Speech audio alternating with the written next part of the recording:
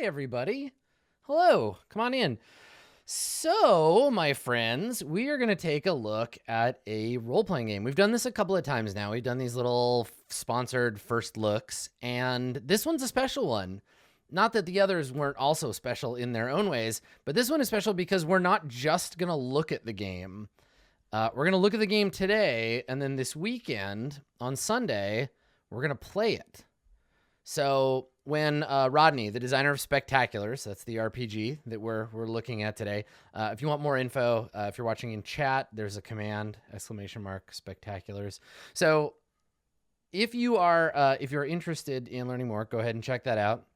But the reason why I'm excited about this one and kind of the way that it worked out was that Rodney and I had talked before. Rodney Thompson's the designer of the game. And we had talked before a little bit when this game was very early in its development. And I was like, Rodney, this seems cool.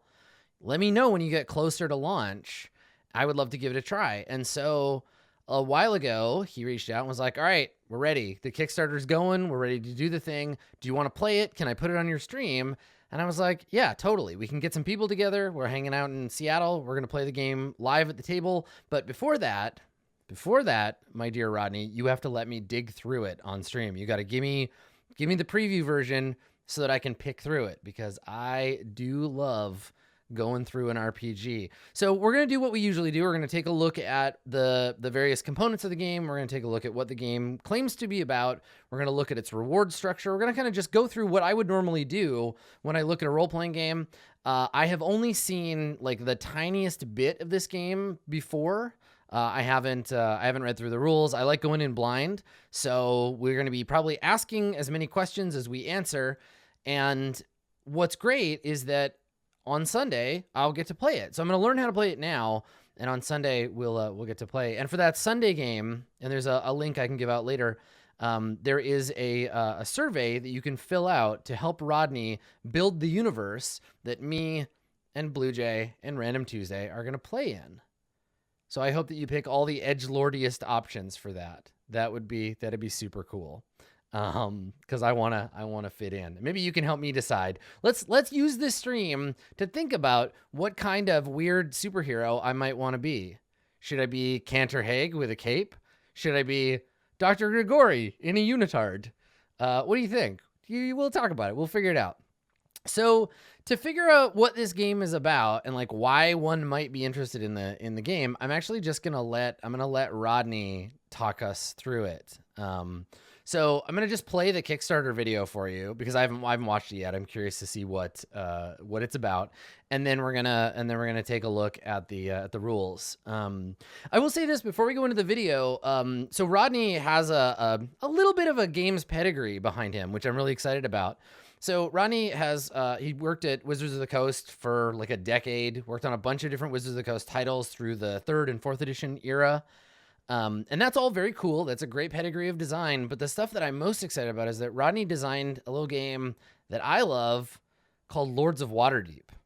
So I don't know if you ever played Lords of Waterdeep, but it is a dope ass board game about being a Lord of Waterdeep. And it's very cool. And I'm super excited. Rodney's got this tradition of designing games that are fun to like fiddle with. Like the piece is really interesting.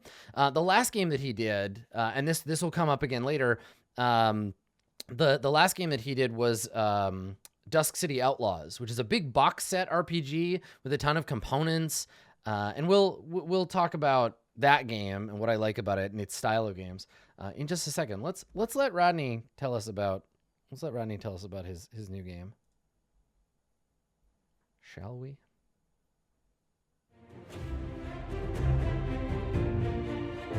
I'm Rodney Thompson. I am the owner of Scratchpad Publishing and the creator of the Spectaculars role-playing game, a superhero role-playing game where you create your own comic book universe. Spectaculars is aimed at campaign play, and not just campaign play, but also world building. So you and your friends are going to open this box up, take everything out of it, and start crafting your own comic book universe. This issue is going to take place in a big city. So the first thing I need to know is, are we going to be playing in an existing real-world city that we tweak in some way, or a wholly fictional city? So Spectaculars comes as a box set, and it contains everything an entire gaming group needs to play the game. Every copy of the game is actually going to be a completely unique comic book universe. Spectaculars makes it easy to create your own setting and to run a campaign by making sure that you only create the things you need at the moment that you need them. The game comes with a setting book that actually has a page for every major setting element. So when you're ready to define the super science lab that is a big part of your setting, or the star empire that's going to try and invade the Earth, each one of those gets a different page in the setting book, and whenever one of the issues needs you to reference that setting element, you open up the setting book, you answer a bunch of questions about it, and then you've defined that element in your setting. The scenarios in the game are called issues, and each issue is a self-contained story. You play them in a couple of hours, and it gives you a complete comic book story experience from front to back. It's a lot like a comic book in that it's very episodic, and then every time you play one of these issues, you get an interesting resolution. Your character moves forward in some way. You get lasting repercussions that stick with your character for a long period of time. Each issue is part of a larger series, and each series is themed on a different Those genre layouts of are comic nice. books, like super science or magic or cosmic heroes or street level vigilantes. The game comes with 4 different series. Each one of them is themed after a different genre of comics, and each one of those has about 13 different issues in it.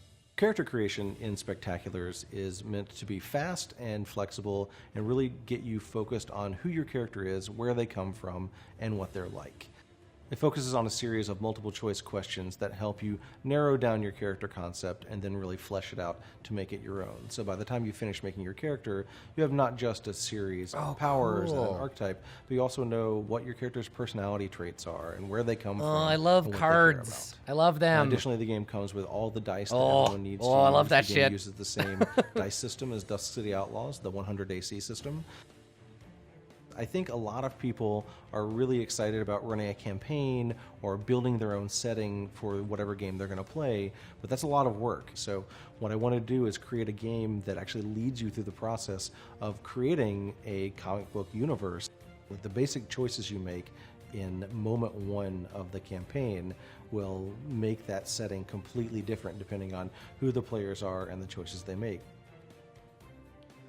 Cool. Cool. Okay, so the reason I wanted to talk a little bit about like games that that do like interesting things with components is that one of my favorite games, a game that I have always loved and that was much maligned, people, and for good reason, I think, because it was a bad implement. I really liked the Warhammer 3rd Edition box set. It came with like a ton of bullshit, fancy dice, little standees, cards you would plug in, and like, okay, so, you know, Fantasy Flight learned their lesson, and they were like, people don't want this. This is a lot. And I thought it was really cool. I love that stuff, like all these little, and what I loved about it was the cards, and you saw me get excited about this. I loved like the slotting the cards into your character sheet, and it looks like this game does some of that, so I am hype to slot some cards.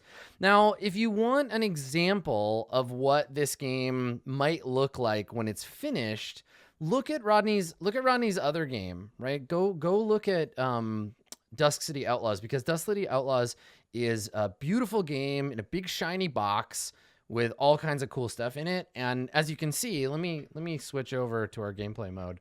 As you can see here, I don't just have one PDF to go through, right? I have the setting book, I have the rule book, we have the dice, we have progress sheets and identity cards. So like there's a lot of stuff. So we'll go through this stuff kind of one at a time and see what's in the box. But what I'm really excited about is this idea of making your own settings and the sort of ostensibility of that. So as Rodney pointed out in the book, there's this like kind of Mad Libs thing that you do to build up what your city is. And a lot of really successful games do this, I think. This idea of like, don't pick 100 things. Don't pick from an infinite number of possibilities. Just choose like a couple of things. So this idea of like framing up, and you see it in Apocalypse World, you see it in Dungeon World, you see it, I mean, the Powered by the Apocalypse systems do it a lot, but this idea of giving you the chance to to just check some boxes and then build out from there, right? Detail the game's questions. So like it looks like the basic setting requires that we figure out when the game is set. So that's something. It forces you to think about that. Does it take place in a real city or a fictional city? And if you pick one, then you start, right? So like it's in New York, the Big Apple. And then we start figuring out differences between this world and the game world. Or we make up a fictional city. I personally prefer fictional cities. I like when they make up cities, but I don't like how DC ended up with this like Metropolis. It exists, but also so does New York and Gotham. And like, there's a bunch of, I kind of like games that are like set in Halcyon City or Victory City. Or did you know that Vancouver's nickname for a while, because it was the end of a railroad, was Terminal City? I would love to play a corny 1980s dark superhero game set in Terminal City, like a fantasy version of Vancouver. Oh, it'd be hilarious. So we make our decision about the city because the city, Terminal City's not a good name. So we make a decision, and what's important about this is this isn't just a tool for creating like a story. This isn't just something that the game is like helping us with. It's a way to make us choose specific choices, right? Like the fact that it calls to attention, either pick a real city or a fictional city, and whatever you do, follow these protocols, tells us what we need to know about the game, right? It's like how in, what's that urban fantasy powered by the apocalypse game, Urban Shadows. In Urban Shadows, they ask for your character's ethnicity. It gives you a list to think from, because when you sit down to make a character, if the game doesn't prompt your ethnicity, you may well just assume, well, they're the same as me. But when you sit down with Urban Shadows, it calls out. It says, we want this game to be diverse, so at the very least, think about your character's ethnicity. And I think that's really cool. So this game is doing the same thing. It's giving us prompts, not just to help, but to guide us in the same way that having certain stats or rolling certain types of dice, all of that stuff is part of guiding us towards creating the kind of fiction the designer wants. So these are important choices that Rodney has given us here. So then we decide on what makes the city different from every other city. And our options are advanced tech, dimensional rift, organized crime, a pariah ghetto, or other. And so we can make up our own. So again, kind of like the names list in Apocalypse World. And then we pick some tags for the city. So is our city dangerous, diverse, and dystopian? Is it rundown, verdant, and oppressive? Like this 2 or 3 word thing is cool because it doesn't give you too much detail, but it lets you figure out what to start from and then spread out from there. Yeah, so that's cool. Let's take a look. There's some more areas for filling in the landmarks of the city, some regions of the city, and then our FAQ for the city. Like, what do we need to know to make this work? So again, this is creating our setting. Every setting that uses these sheets, right? Every setting that uses the basic sheet, these are things that the game cares about, right? We care about how common superheroes are. We care about how often supervillains mess with the city. We care about how the general public feels, how the authorities feel, how the media portrays, and how often superheroes die. That's big stuff, right? Like this tells us these are things that will be important to your game because we add them to the thing. These are questions you have to answer. So that's creating the setting. And then we break into subsettings. So our subsettings are a powerful artifact, a super science lab, a government agency. Okay, cool. So these are things that we will probably need to know as we go into the game. And again, they're things that are relevant to our setting. So that's cool. So we may have a powerful artifact, a super science lab, and a government agency. And all of these have their own, essentially their own like checkboxes, right? Yeah. Cool. So it's forcing us to be creative in a very specific and constrained way, in the same way that like a random table does. Like a random table is a piece of setting, right? a questionnaire is a piece of setting. Just because we don't know the answers to it, or because it's sort of like Schrodinger's setting, right? We don't know if we're going to encounter 10 hyenas or 4 halfling traders, but they're both possible in the setting. So before we fill out our powerful artifact questionnaire, we know that our game will contain a powerful artifact that might be a glowing egg that hovers, right? And that might emit intense heat, and it is a potential perpetual target because it is capable of time manipulation. Bam. Now, all of a sudden, we have something. We have our MacGuffin that we can build entire campaigns around.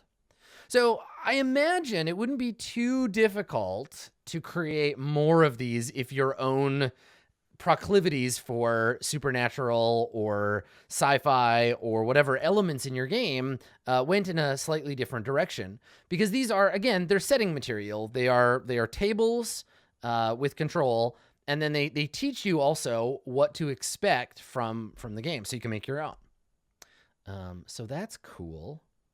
And that's our little setting book. And so I guess we'll have multiples of these as we play. I can't wait to see. I want to see the physical box, because I want to know if this is like a notepad that we pull pages off of, or if it's like, I mean, you can always print multiples of your own. That's what we're looking at, is the print and play version. But yeah. Interesting. Okay, so this is all our like pregame stuff. But before we get into anything else, let's take a look at the rule book.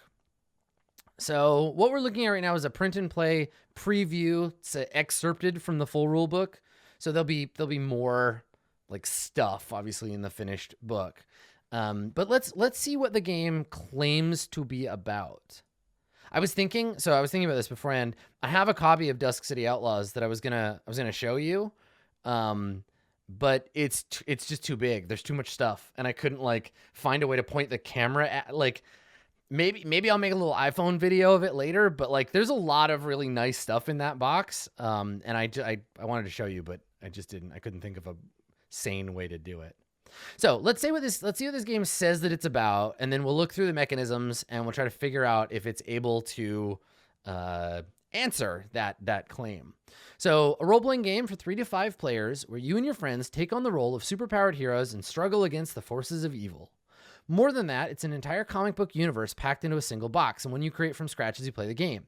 You define the setting's most important aspects, you create teams of heroes to populate that world, and you tell incredible comic book stories set against the backdrop you have crafted. Each Spectacular's box is the equivalent of a unique comic book imprint that grows and evolves as you play through the stories it contains. Okay, cool. So what it's saying is that it tells comic book stories about being a superhero and fighting evil. Okay, so that's a thing. And it really does lean into the idea that we build the setting ourselves, and that many of the tools of the game are going to help us build that universe. And I'm curious to see how much collaboration there is between the narrator and the heroes. Yeah.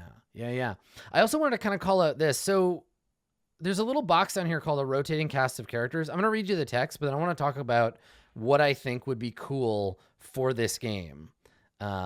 Just kind of looking at it and this particular box. So thanks to the nature of the series pads and the setting book, you don't always have to play this copy of Spectaculars with the same players, and returning players don't have to play the same characters. You can create entirely new heroes each session or play heroes created by other players in previous issues.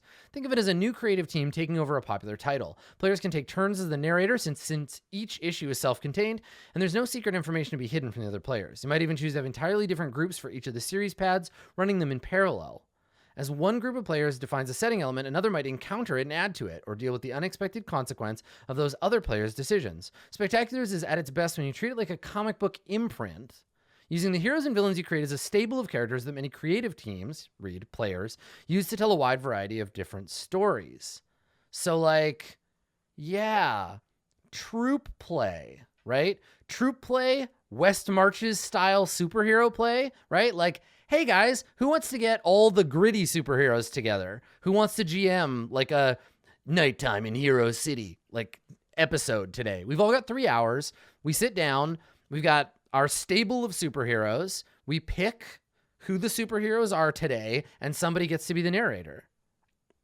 Yeah, right? West Marches comic book edition. I think that is so cool, right? Yeah, let's play the Avengers. Let's play the Defenders. Oh, I want to be an X-Men. Okay, cool. Fine. Wolverine, you're an Avenger for today. So it's going to be Captain America, Hawkeye, Wolverine, and, I don't know, the Invisible Girl. She's in this universe. Fantastic. So this idea of like a rotating cast of characters where all you have to do is show up and you don't even need to know who you're going to play.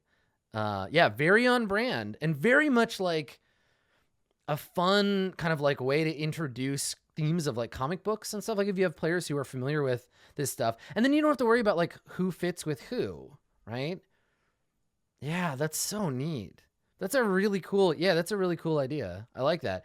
And like this doesn't have to be part of the game. Like you can do this with any RPG, but the fact that this game calls it out and shows that it's specifically paying attention to that idea, that I think is really cool. Yeah. That's quite cool. I like that. Yeah, neat. So most issues start with opening scenes where the narrator lays out the conflict at the heart of the issue. Usually an opening scene is a conflict scene where you have to leap into action. Okay, great, good. So that's cool. It just starts with like, how does the game work? After the scene concludes, the heroes are left with some questions about the villains they encountered and the schemes they foiled. Interludes are short scenes framed by the players. The narrator then fleshes out the scene to introduce other characters and sometimes add obstacles. Interludes are usually resolved with a little bit of role-playing and a few dice rolls. Okay, so there's our first answer about kind of the balance between who is in control of what in the game, right? The narrator seems to lay out the conflicts, and then the players get to say, oh, I want an interlude where I can do this little scene, and the narrator will help flesh it out, but you keep them short. And then further scenes, each issue includes a section that describes how the story continues to progress in the background while the heroes participate in interludes. That's really cool too. So like if you want to do an interlude, great, that's fine. You can pursue your own thing, but while you're doing that, it's possible that the villain is pursuing their own plans. Oh, each time a hero creates an interlude, the narrator fills in a blank circle next to the title of the topmost incomplete steps in the sequence. That sounds familiar. That sounds very familiar indeed. When all the circles next to a step's title have been filled in, that step in the sequence is completed without the hero's intervention. The narrator then moves on to the next step, the next time the heroes create an interlude. When the heroes take action in a way that causes them to collide, the narrator knows which of the steps have been completed and can craft the scene based on the situation. That's really cool. So that's fronts, but fronts are mechanized in a specific way. Not just like advance them when it makes sense. It's like advance them whenever the players have an interlude. Yeah, fronts, clocks, the strife die in Agon. Yeah. It's neat. Timing mechanisms. Yeah, okay, cool. When the heroes defeat the villain or otherwise resolve the threat, the narrator follows the instruction in the wrapping up section. Cool, okay. So when you start a session with an existing hero, you get a free interlude, right? Obviously, like, what have you been up to, Cyclops? Crying because Jean Grey's dead and I'm an idiot. No one likes me and Wolverine's cooler than me in every way. And, I've never really been anything of any use to anybody. Oh, that's cool. Good, glad to hear it. Psych, moving on. Cool. So you can start with an interlude. It reminds me a little bit of like, the player that missed the session gets to come back and say what their character was up to, but it's based around the character. So that's cool. And then when you first create a series, players choose a team for the heroes to belong to. Answer the question on the front side of that roster, then fill the roster on the back with the names of the heroes created for that session. During subsequent sessions, you can use the same team, adding any newly created heroes to the roster, or create entirely new teams. Either way, the heroes must represent a team, and it's a way to flesh out the bonds between heroes quickly and easily, give you a place to track the team's members. It also creates a truth section where you write down setting-defining facts about that team. Boom. So there's more troop play stuff. Yeah. So like, do you want to play, do we want to do an Avengers game? Okay, here's the Avengers. Here's what we know about them so far. Here's the last team of the Avengers. Who is still here? Okay, so, Gary, you want to play Thor, and Dave, you don't play Captain America today. You want to switch, and you're going to play Scarlet Witch? Okay, cool. So let's build our current roster. And some of you are existing Avengers, and others you've joined. Cool. Okay. And then each team gets reputation tracks. Oh, I love reputation mechanics. They reflect how the other people in the setting view and react to them. Each session, the hero's actions will increase or decrease their reputation, and it tracks bystanders, media, and government. Cool. Got it. And then you make your own character. Okay. So characters, you choose an archetype, draw 5 cards from the power deck and select between 1 and 3. Draw 3 cards from the deck of identities and select those, and then choose a team role. So here's our character sheet. So we slot these, and I guess you get a superpower, a lesser power, and a minor power. And then you get your identity, which gives you some skills, and you get your team role. Okay. And the archetype is the center of your character that represents your core idiom, high-level descriptions of your hero based around iconic and common character tropes from popular comics. Makes sense? Yeah. I think with superhero games, and this is why like Champions was always a struggle for me, because like we're just just play archetypes anyway, right? Like comics don't have an infinite number of, that's why we love them, right? They have archetypes where they're like, this character is just like this other character, but different. Like Wolverine and Sabretooth, they're both the fucking same guy, but it's like Wolverine is the cigar chomping kind of like rough guy with a heart of gold, and Sabretooth is the angry like bad guy version of Wolverine. Right? So we lean into these archetypes. I feel like if you're playing a superhero game, leaning too hard away from archetypes or not giving people at least like packages to build around, then you're kind of missing part of the appeal of superhero games. This is why Masks worked, right? Because Masks built into the Powered by the Apocalypse system has that same thing. So it sounds like in this one, it's like, here's your tropes. Yeah. Foil. That's right. That's the word. Yeah. Like Green Arrow, right? So you've got Hawkeye, Green Arrow, like the Archer, the Robin Hood. Yeah. Okay, cool.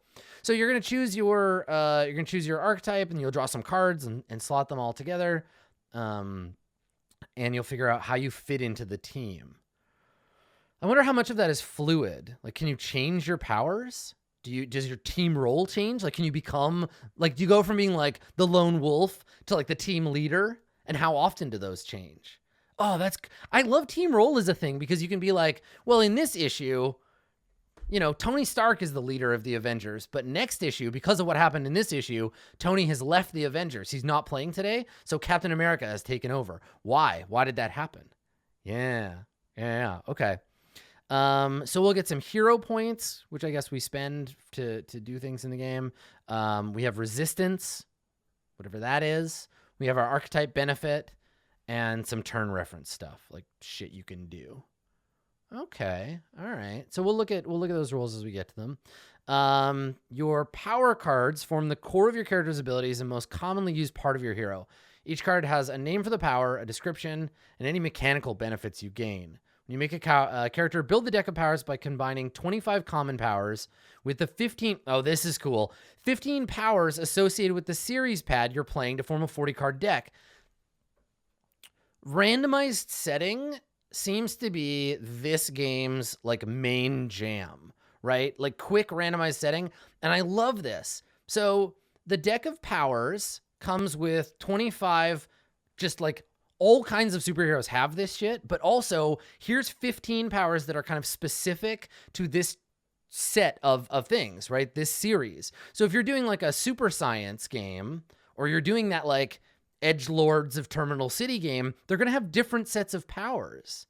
Characters in the Edgelords of Terminal City are going to have games that are, they're going to have superpowers that are gritty and edgy, like Pain Generator, or like Tears of Sorrow, right? Like they're going to have those powers. They're going to have goofy stuff like super science necessarily. Yeah. Spiky demon shadow tentacles.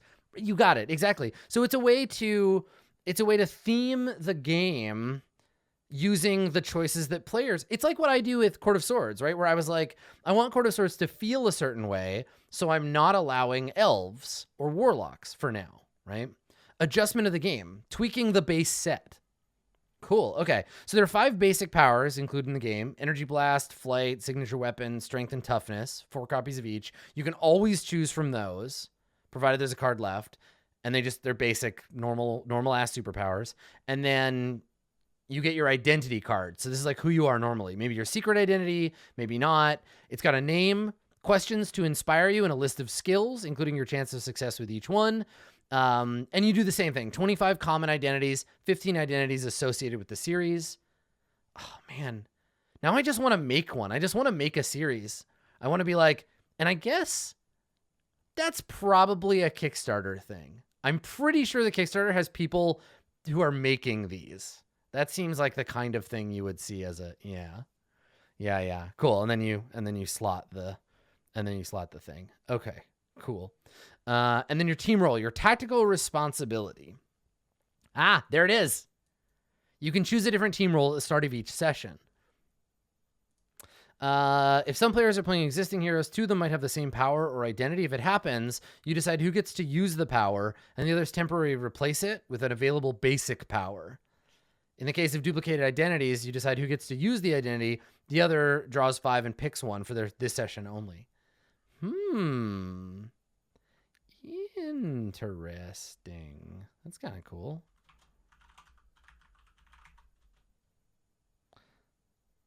Huh. I wonder how that would work fictionally. Like how you'd square that away. Like you don't get to have your identity. I guess you make it so it doesn't come up. Yeah. Okay. All right. So let's get into it. How do the mechanics of this game work? How do we play it? What does success and failure look like? What do the dice rolling look like? Okay. So when you want to do something, you tell the narrator what you want to do. I want to throw this guy into outer space. Okay, sure. And then the narrator determines which of the 3 results are most appropriate. There's no chance to fail, so you automatically succeed. You might be able to succeed, or there's no chance to successfully accomplish it. You have to choose another course of action. Okay, so the most commonly used mechanic is the check. You make a check when there is a chance you might fail or succeed, when we don't know. Okay. All right. Your powers and the skills on your card have numerical ratings called your chance of success, because the number tells you exactly how much of a chance you have. Oh, yeah, okay. Check it out. So base chance for our superpower is 80. See that there? And then base chance for our lesser power is 70. And for minor power, it's 60. And then I assume your identity would give you some abilities too. Okay. Cool. Got it. And then that's percentile dice. You roll, and if it's equal to or less than your chance of success, you succeed. Okay, so we have a pretty good chance to use our powers. Based on your description, the narrator determines what happens. Generally, there's no trying again. If you roll and fail, you fail. Further attempts should be fruitless unless you invent a radically different approach. Very good. We let it ride, so we don't. It's not like, cool, I try to climb the ladder. Well, it's slippery and you fail. I try to climb it again. It's like, no, you fail, and for whatever reason, you can't climb it again. Except in combat, failing to attack someone just means this attempt failed, right? This is there's a lot of punching in a punch fight.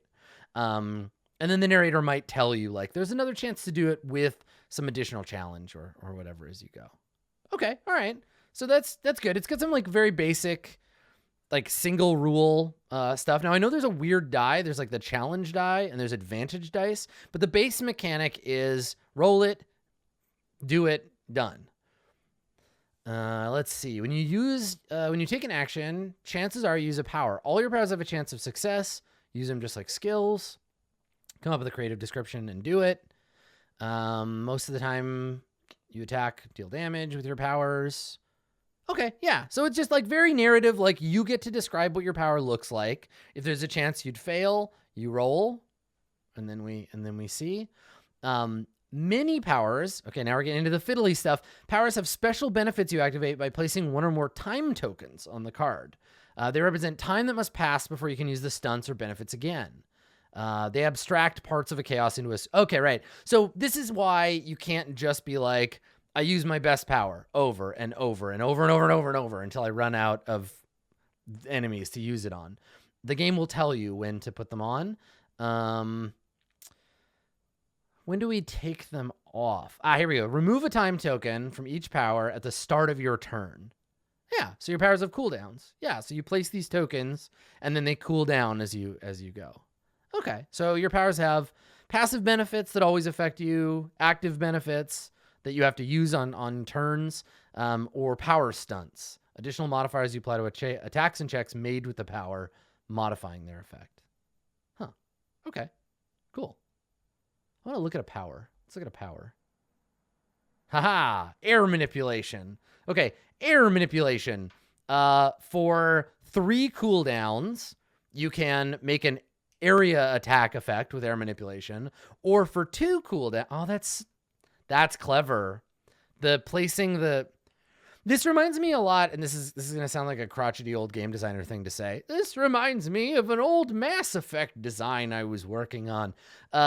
Sage and I did a really, really tiny look at and realized it was going to be expensive to buy the rights to it. But basically, he and I looked at doing a card-based, powered by the apocalypse Mass Effect game. And it definitely involved putting timeout counters on cards to let them recharge. This is great. I like this. This is a cool mechanic. That hack never went anywhere, but it'll be neat to see this. So air manipulation, you can do a bunch of stuff. Like I let my power lift me up and carry me onto the roof.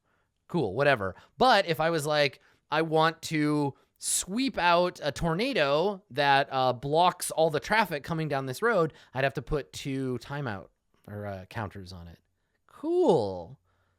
Neat. Air, cold, dazzle, elastic body. Neat. All right, we'll come back and look at that.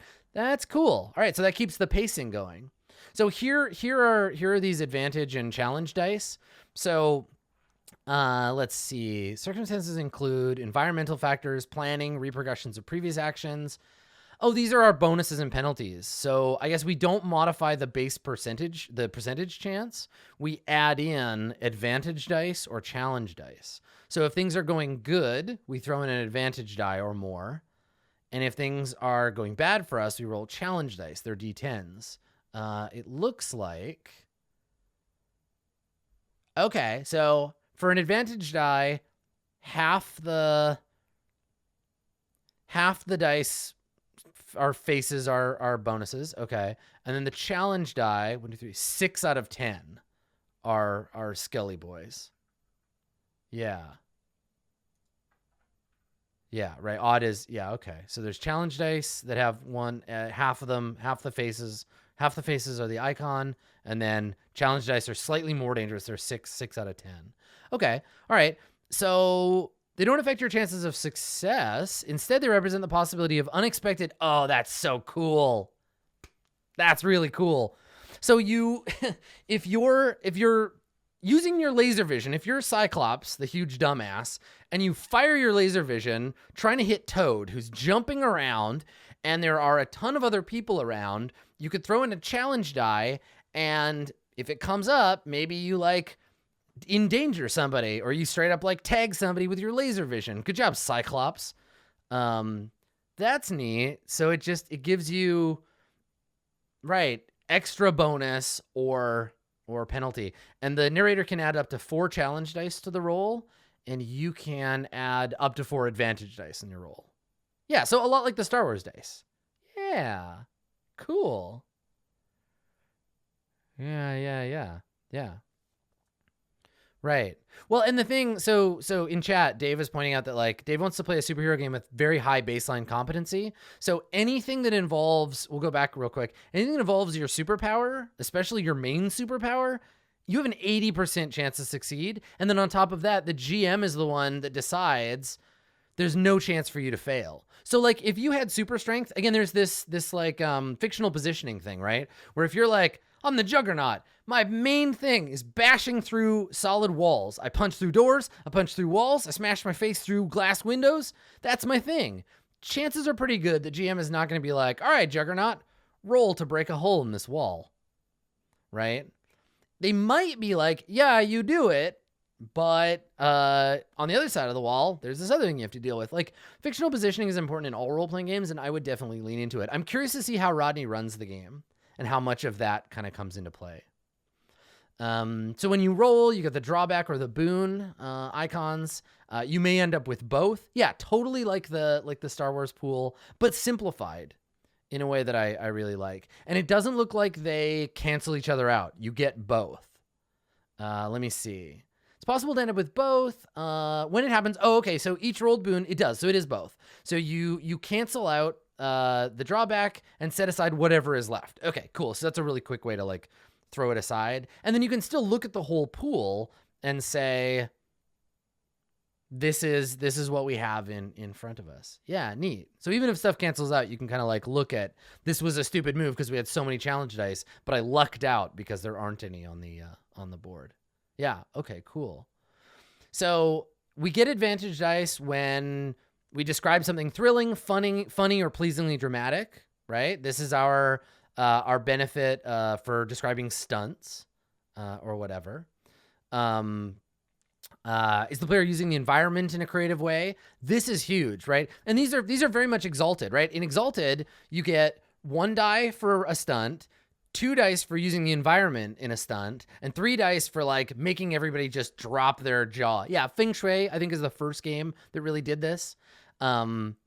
I remember giving out 2 bonus dice to my younger brother. I've told this story before. My younger brother, who was playing a monk in Exalted, and I said, okay, the Earth Terrestrial like leans back and takes a swing at your face with his big rocky fist.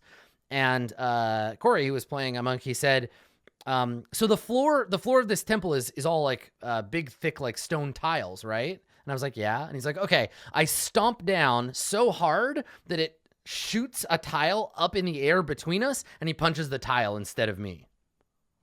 And I was like, that's fucking awesome. That's so awesome. That's some slow-mo kung fu shit. So that kind of stuff gets rewarded with advantage dice in the game. That's cool. If you do something bold, daring, or risky in an exciting way. So this doesn't penalize you for over-the-top descriptions. In fact, it rewards you. And then, is the player creatively using knowledge gained in an interlude in some way? Oh, because I was wondering, like, what's the mechanical purpose of doing interludes if you know that it's making the bad guys have their time? What you do is use your interludes to do research or, like, talk to characters or build up your opportunities to get your extra dice during the scene. You get 2 advantage dice. Cool. Yeah. Okay. And then they get challenge dice if they behave in a cowardly or reckless manner, or if there are environmental or circumstantial details to make things harder, right? That's pretty easy to know when that's the case. Yeah. Cool. Okay. So be generous with the features you hand out. Like, don't be stingy. Just like throw out lots of stuff. It engages the game in saying like, do this a lot, and then gives us some examples on how to do drawbacks or boons. Some mechanical, some narrative. Nice. Oh, I like it. As a GM, I like this like constrained freeform thing where it's like, here are some dice. Interpret the oracle. Yeah, neat. Okay, so hero points, which we saw we got before. You're a hero. To represent your capacity for heroism, you get hero points. You have a minimum number for each scene. You earn them by dealing with your complications. So if you take time to protect innocents, put out fire, do anything other than like punching or shooting the villain, being a hero. So again, this is a reward structure, right? Now, I haven't gotten to the XP stuff, but this is a reward. The game is rewarding us with hero points by acting like heroes. So this is a way to engage and encourage players to behave the way that the game wants them to. So that's really cool. Nice. So you gain a hero point by being a hero. At the end of the session, any unspent points you don't have, they're gone. Generally, you can't spend them outside of conflict. You spend them below. So for each hero point, you get 10%, but get to add a challenge die to the... That's interesting. So you pay for it. You pay for being a hero later because for each hero point you spend, your chance of success goes up by 10%, but you must add 1 challenge die. I think of these challenge dice, I think of them maybe less like challenge dice and more like complication dice, you know? Like, I don't think of, like, a challenge is something to be overcome. These dice seem to be things that, like, They give us complications, right? Things get weird when these dice are on the table. Yeah, they raise the stakes. Yeah. Cool. Okay. So before another hero rolls, you can describe a special maneuver and spend a hero point to add to. Oh, that's cool. Fastball special, right? Note that performing it doesn't cost you an action or add any of your time tokens. I use my wind magic to lift you off the ground before you strike like a lightning bolt. I will spend my point, and you get 2 advantage dice. Nice. Teamwork is cool. And then you can spend them to gain your team roll benefit. Let's take a look at a team roll. So in the team, there are 8 roles. You are artillery, the leader, the tank, the striker, the support. Oh, interesting. Okay, so these are like roles in like conflict, and these are just the ones in the print and play. I think there's more because there's not 8 pages in this doc. But yeah, here let me see. Maybe there's artillery leader, tank, striker, and support. Cool. So these are situations, and for your points, like you can spend your hero points to deal extra damage, move people around in the initiative, take damage. Okay, cool. Yeah. So my inclination when I play this would be like, what does it mean to be the striker in the team, right? What does it mean to be the artillery? What does that say about me as a character? Yeah. Yeah. Cool. All right. So in conflict, when any 2 characters want different things, a conflict arises. So does this mean that because you got to have room for that, like Hulk versus Wolverine, right? Every super team, eventually they get in a fight with each other. So let's see. During some scenes, the characters take turns to resolve fights between heroes and villains, chases, other exciting sequences, taking turns to make sure everybody gets a chance to act. The narrator builds the initiative deck, 1 initiative card representing each hero and 1 card for the villain, squad of minions, or secondary characters. Some villains might have more than 1 card in their deck. Ah, okay. So like a lot of the time these kinds of things are weird because why would Magneto be able to stand up against the whole of the X-Men when they all get 10 turns and he gets 1? So you can build your Magneto deck and be like, cool, Magneto gets 6 actions.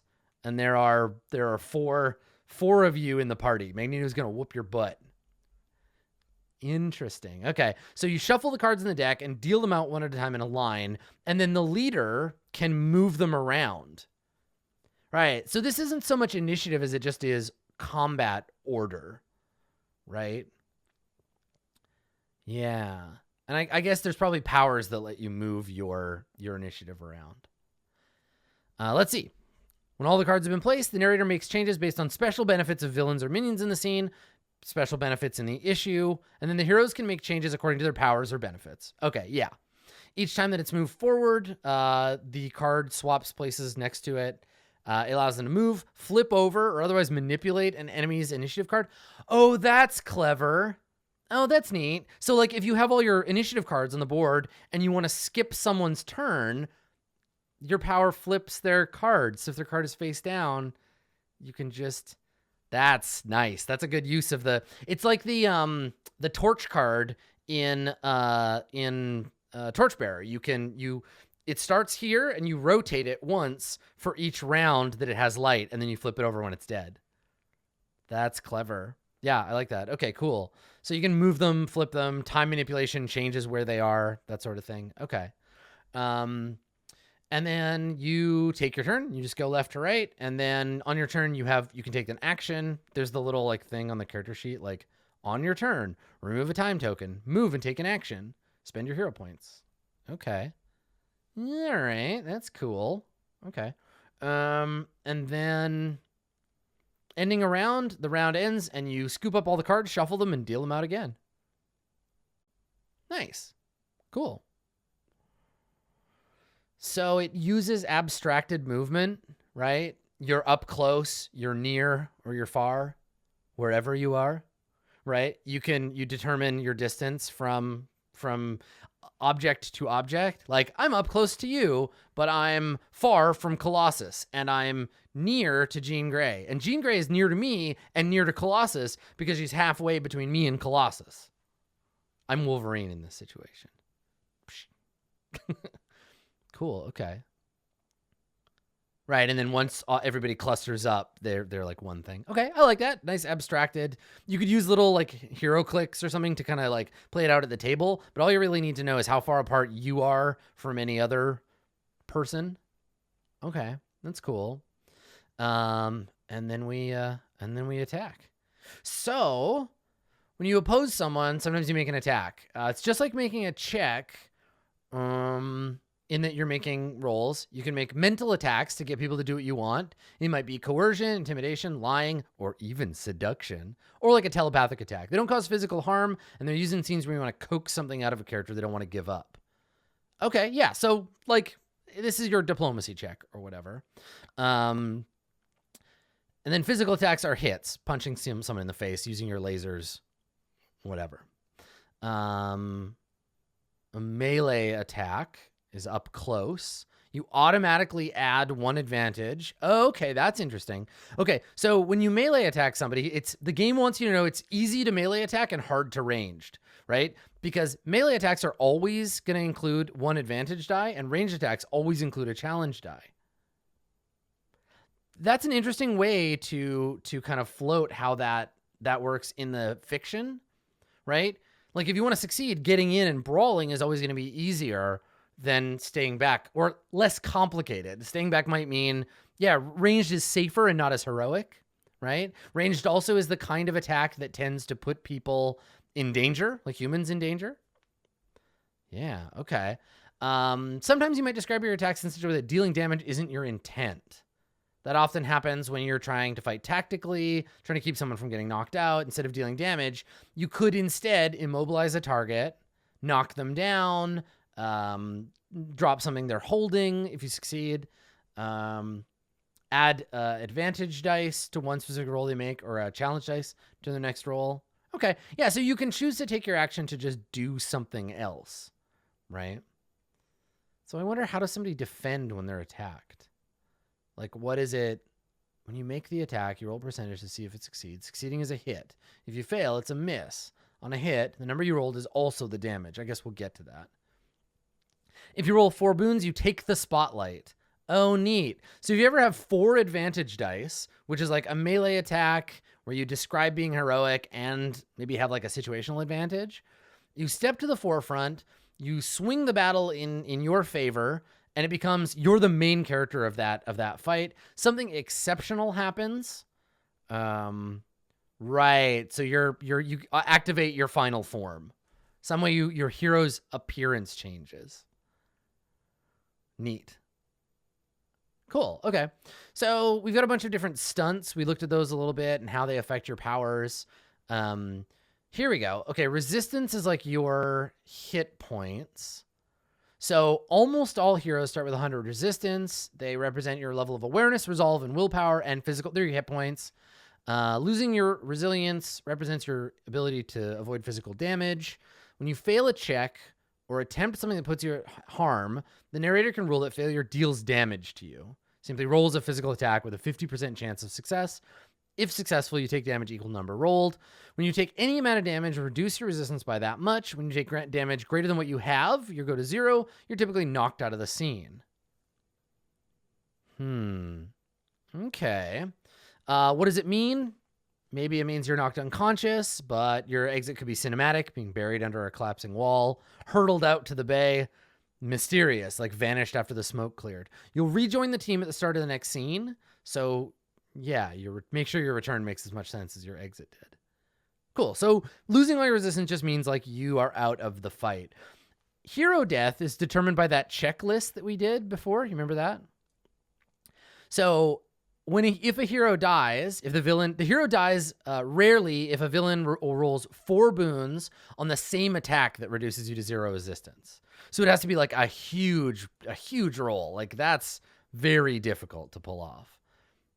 Because you max out on 4 dice. So you'd have to get all 4 of those dice and do enough damage to knock somebody out. Oh, and then it reduces to 3 or 2. Okay, cool. When a hero dies, remove the hero from team rosters, mark them as deceased. Obviously, someone needs to have an interlude with their funeral, and then 17 superheroes come back pretending to be them, brought back from the dead.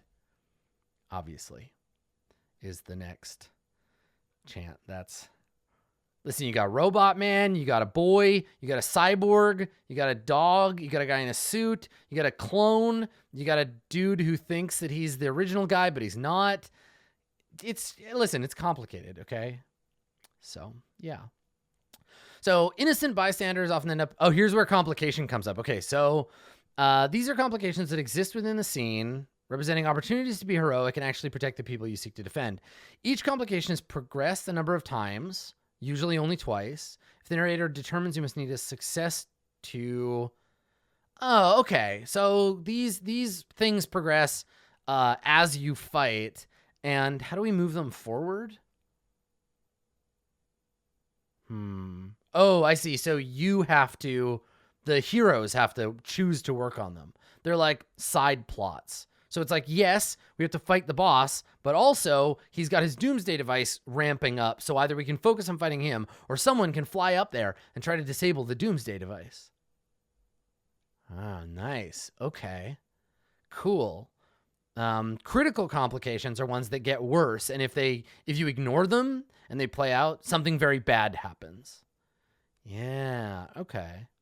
I like that. Yeah. Green Goblin, the bus of school kids, yeah, right.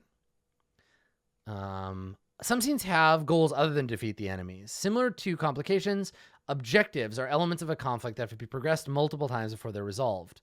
They must be dealt with. They're critical to the outcome of the scene. Ah, cool. Each time you progress an objective, you get a hero point. Right, I love this idea of splitting the team to be like, all right, you two, hold them off. I'm gonna go up there and see what I can do about it. And like everybody can focus on different stuff, and you're like, I'm almost got it, but the whole team is like getting the shit kicked out of them. Like, we need you, come help us, and you have to like give up on the plan, like fly over there and help fight until you can go back. Yeah, that's kind of neat. I can think of lots of fun ways to use these mechanics. This is the encounter design, right? This is the like way to figure out how to make combat or conflict feel dynamic. And yeah, as Echidna Guy points out, when you bail out to come save the team, you can actually come save the team because you've been charging up hero points working on the objective.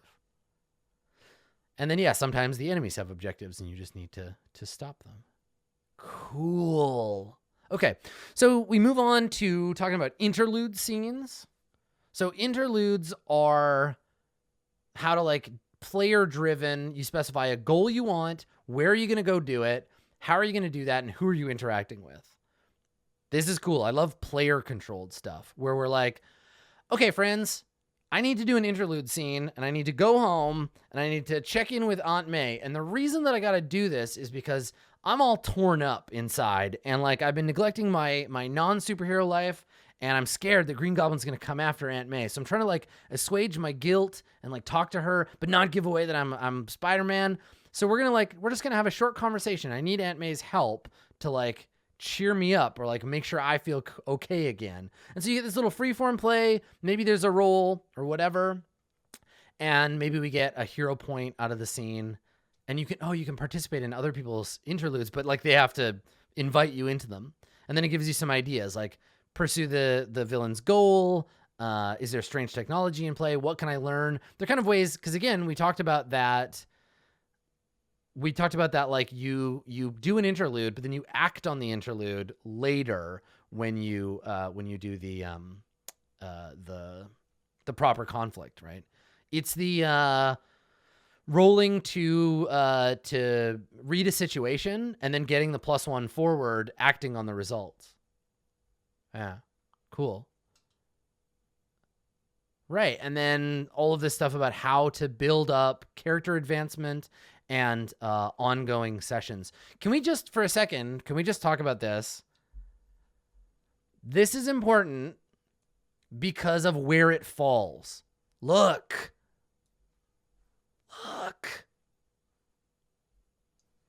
You don't do your origin story until after the first session. That's so cool. Don't think about where your character came from. They just have some powers you drew randomly. Play the character, then figure out how did I get there? Because you don't need to know your origin story right off the bat. And in fact, you want to play a little to figure out what that is so cool. Oh, I really like that. That's so cool. If you can tie your origin story. Oh, okay. So take a campaign tracking sheet and fill it out for that hero. Okay, where hero progress sheet, I think is the... Yeah. Okay, here, let me zoom. So this is advancement. So you write your hero name down after the first session. Hero name, superpower, lesser power, minor power, your identity, what you played. You can write out your origin story. And then if you tie your origin story, this is cool. If you tie your origin story to the universe, you can tick off 2 boxes on your progress track, which is this guy down here. Tick, tick. So like tick, tick, tick, story reward. 4 ticks, story reward. 4 story reward, 5 story retirement. Neat. Right, free XP for being a mutant in an X-Men game. Right, exactly. Cool. As your hero participates, their story evolves and they become more savvy, more skilled, and more likely to have learned from their experience. Track this growth on the story progress track. If you survive, mark the next empty box. Oh, so if you live through the first session and you tie your background to the ongoing story, you level up. That's all you need to do. Live and tie your origin story to the setting. That's very cool because it really encourages people to go back and to do that, right? To like tie their origin story in. And then we have what are called aspirations and turmoil, which you describe after the first session. Your aspirations are your life goals. Like, I want to marry my high school sweetheart, Martin Matthews. I want to grow my deceased father's company into the success he always wanted it to be. I want to find the lost city of an ancient civilization. So you pick the thing that you want for your character, right? And then your turmoil is troubles you struggle with. I'm in a love triangle with Commander Phantom and Ricochet. Well, don't worry about Ricochet. He'll bounce right back. My ailing father needs money. If my parents ever find out that I have powers, they'll disown me, etc., etc. I have within me the power of a star-traveling horrific fire god, and I'm afraid that my whiny boyfriend with laser vision won't love me if I let on my true powers. Cool. Okay, so you write an aspiration and a turmoil. Ooh, new tokens. And when you succeed in improving your situation or lessering your burdens in a turmoil interlude scene, ooh, what's that? I guess you have a special interlude scene that is about your turmoil. If you succeed in improving your situation, you get a continuity token. Oh, yes. You can spend them to reference a back issue or introduce a retcon. You can spend your continuity tokens to retcon shit. So a back issue, you create a back issue, a reference to a previous event you make up on the spot. Back issue provide flashbacks to things that happened in other comics that come to exist in the moment you reference them. What? That's so cool. So like, I remember when we were in the Phantom Zone. Continuity token. Blep. Cool. If you want to use a back issue in the current scene, make up the series name, number of a fictional back issue, and then describe what happened in that issue. Okay, cool. Most back issues don't have a relevance beyond the scene in hand. Bullshit, they don't, Rodney. I would immediately write that down and be like, all right, everybody, in the rotating troop cast version of this, in the last time we played, we referenced the Phantom Zone and the time that Commander Battlesworth and young Plucky fought their way out of the Phantom Zone. Who wants to play Commander Battlesworth? Who wants to play Plucky? Let's go back and explore the Phantom Zone, right? Let's make an issue out of it. I would totally do that. I would jump on that. So describe a prior conflict, allowing you to know something about them. Describe a prior meeting with a character already to be like, aha, we meet again, Dr. Fuzzleworth. You think just because you look like an enormous teddy bear, I won't punch your face off? I did it before and I'll do it again.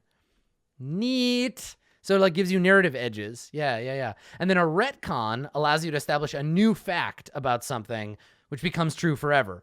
It should be something that affects the subject as a whole and is true in the long-term sense. You decide on a fact and you add it. Usually it's used to give someone an edge. Retcons that completely negate entire characters, events, or villains are inappropriate. Cool. Aha. We've fought this guy before, and if I remember correctly, he's weak to sonic attacks. Get him, Siren.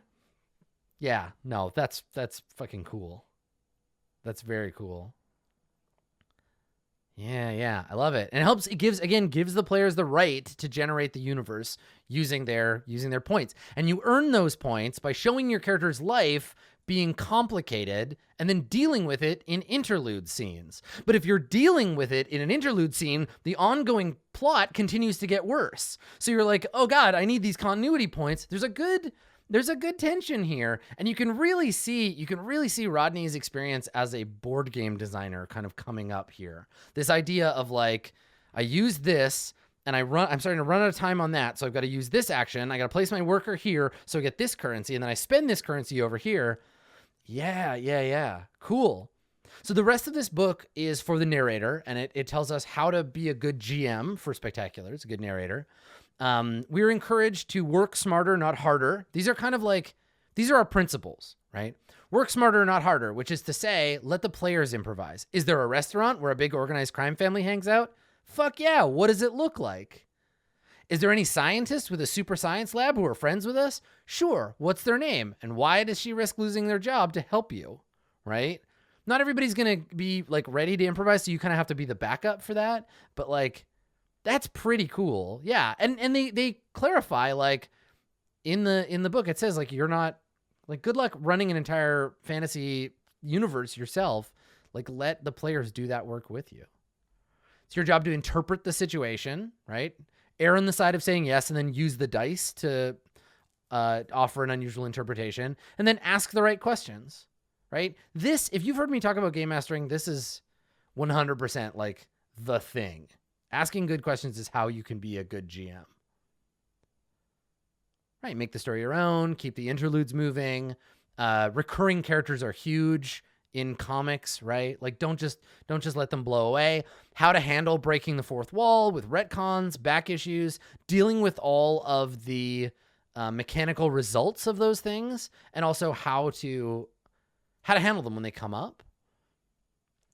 How to structure issues, choosing villains and creating them. And then again, I love the idea that the game is like, this is how you do it, right? It goes between conflict scenes and interludes. Here's how you handle them. Here's how you let them flow together. And I really like that when you build your idea of the game, oh my God, you ready for some bad Adam Coble MS Paint art?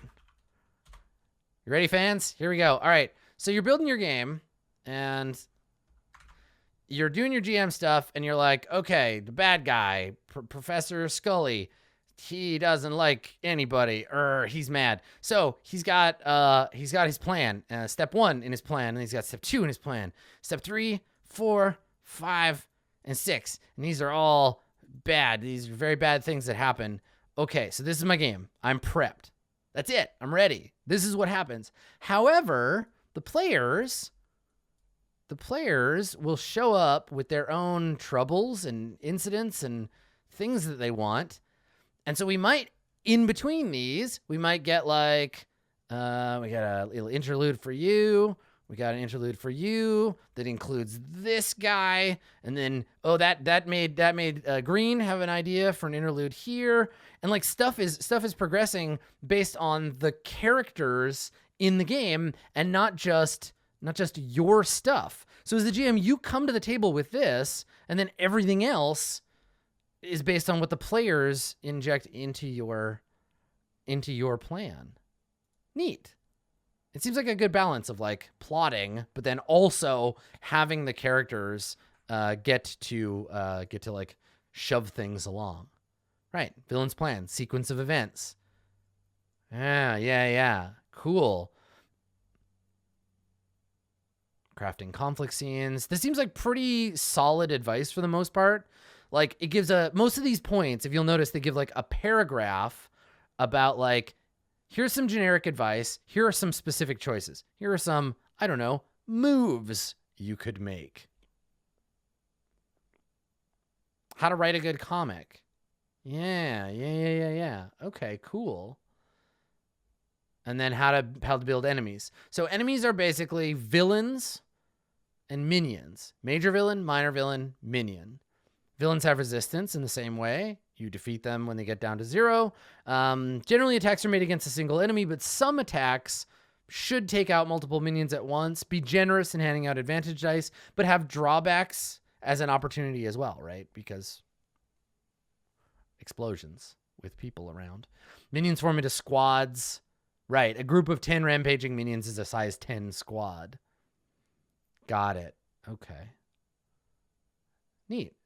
And that's what we build it, and then we do the thing. It seems pretty straightforward. I think there is, if I remember correctly, yeah, Explorers of the Unknown. This is like a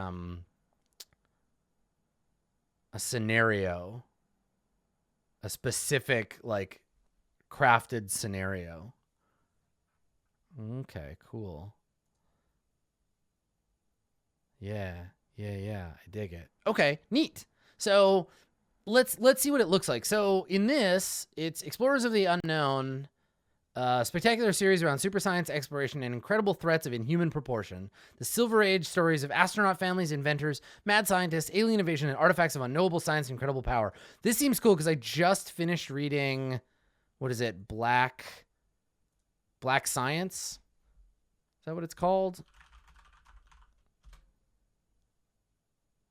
Dark Science, something like that. Yeah, Black Science. It's the one about the anarchist scientist and his family, and they travel between dimensions, and there's a lot of, yeah, it's great. It's really cool. I just finished reading a graphic novel of it. Yeah, it's damn good. Very Fantastic Four, yeah. So, cool. So we go through these steps for this specific thing. So we create heroes. There are rampaging monsters, minions. There's an issue sheet called the Anomaly. Oh, and then we check boxes together. Yeah. What makes us a family? What formed a tight-knit group into a team of heroes? What is our living situation? So like specific. Okay. All right. Cool. Hey, look, Dave, the construct. Look, you could be a robot boy. There you go. Immune to diseases, poisons, and other maladies that affect biology. You don't have to breathe and can withstand intense atmospheric pressure or complete vacuum. Let me see. So this is an Explorers of the Unknown. Let me look at what the other. So we looked at the powers. So these are the initiative cards. Okay. We saw our hero progress sheets. Yeah, so I guess these are the default ones that show us what we can be. So a construct, an energy battery, a monster. Ooh, cool. A super soldier, power armor pilot. Okay, cool. So those are the options for this particular set. Yeah, preview thing only has a few of them. Yeah, neat. Okay, cool. And so then you choose stats for your stuff. This scenario has a built-in set of, these are the fronts, right? Like the device starts powering up. Fans begin filling into the stadium. Sequences of events. God, I want to play this, and then I feel like to get a fuller understanding of it, I would want to run it, or at least prep to run it, because I think this does some neat things that I'm not going to be able to see until I actually like see at the table. But yeah, it seems pretty put together. Let's look at our options for identity cards. These are our like mundane things. I'm going to zoom out slightly because it seems like quite a lot. Okay. So the mundane identities in the box set for right now, you're an actor, an athlete, right? Actor give you lying, charming, convincing, disguising, reading emotions. Anything else, you got a 50% chance. Athlete, climb, jump, or tumble. Neat. So it's all your mundane skills. You're a celebrity. I like that you can be an actor, but a celebrity is different. That's cute. A detective, a doctor, an executive. Oh, there's like quite a few of these. Firefighter, government agent, independently wealthy. I'm Batman. Which one am I? Am I independently wealthy Batman with 90% throw money at the problem?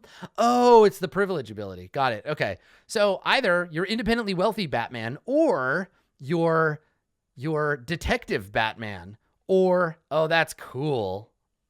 That's really neat. So you could be the same character.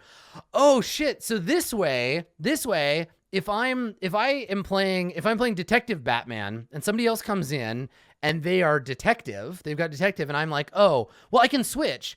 This issue, I'm going to be independently wealthy Batman. Let's focus on Bruce Wayne this session. Oh, okay. So I see how the identity thing can flow from session to session, right? Facets of the same. Okay. Yeah. Laborer, lawyer, musician, outcast. Wait, musician, outcast. But I'm Andre 3000. What do I do? Photographer, police officer, corporate agent. Okay, so these are specific for explorers of the unknown. So corporate agent, engineer, futurist. Oh, you want to be super Elon Musk? You got analyze data, invent something, throw money at the problem. Scientist, student. Oh, that's so neat.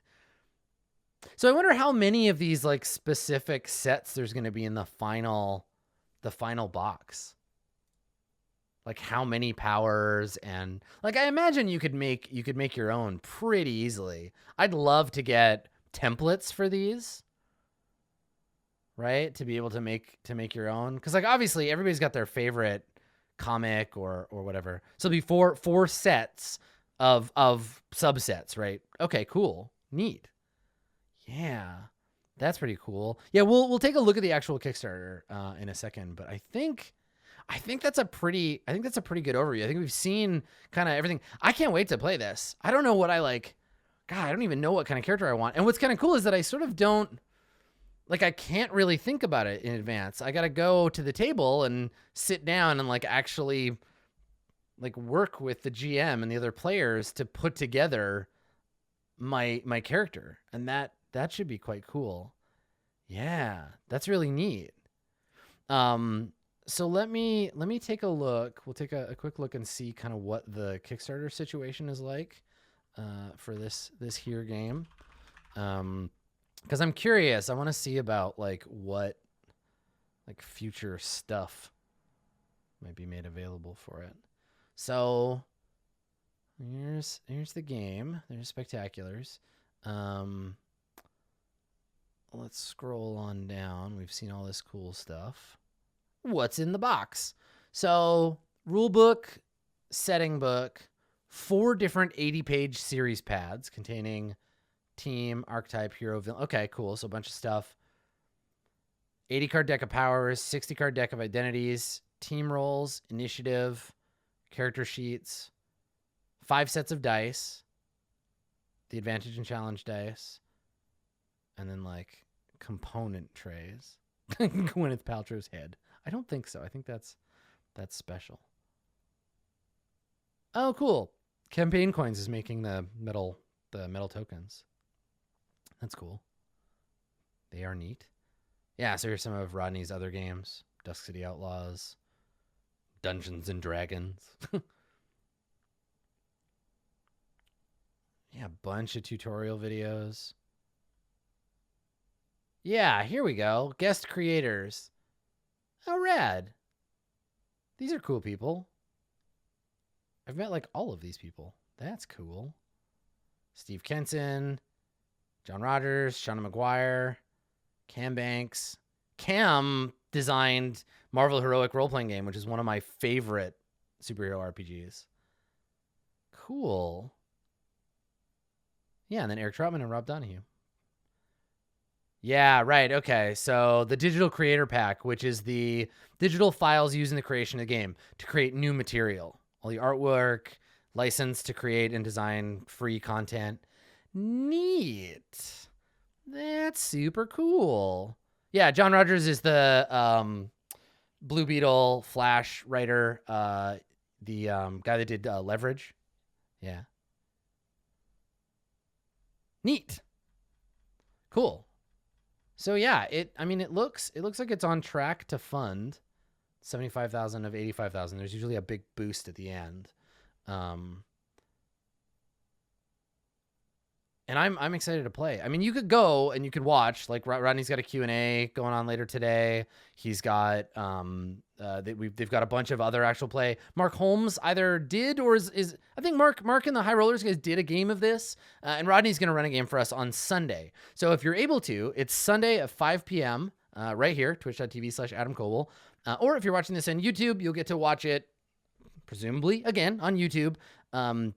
Within the next couple of days. I'm gonna try to like launch it before the end of the Kickstarter. So if you're interested in getting involved, you can check it out. Cool, superheroes and shit. And so somebody asked me, why would you play this over Masks, right? Because Masks, I agree. Like Masks is one of my favorite superhero games. The reason you would play this instead of Masks is because they tell different kinds of superhero stories, right? Masks is about teenage superheroes struggling with their teenagehood. Masks, I feel like, is as much a superhero game as Monster Hearts is a monsters game, right? So it's, if you want to play a game about teenagers struggling with their identity who happen to be superheroes, which God knows I do most of the time, you would play Masks. But Spectacular seems to be about a broader kind of superhero game.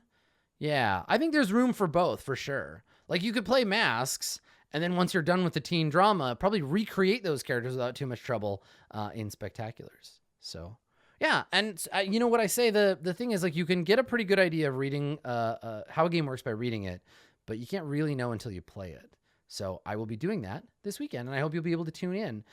In the meantime, if I had thought ahead, I would have grabbed the link. But let me do that now. If you want to get involved in that one shot that I'm playing with Blue Jay and with Lauren and with Rodney, you can. They've got a link to a. Let's see here. I've got a link to a survey. Here we go. And you can jump in and you can start meddling. You can help Rodney choose what kind of options to pick for the game. So I'll post that in chat, and I'll post it in the comments on the VOD, so you can check it out as well.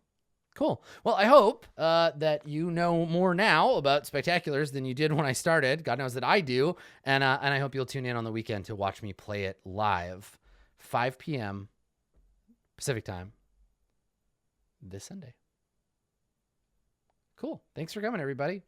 This has been another RPG first look, this time of Spectaculars, the RPG by Scratchpad Publishing.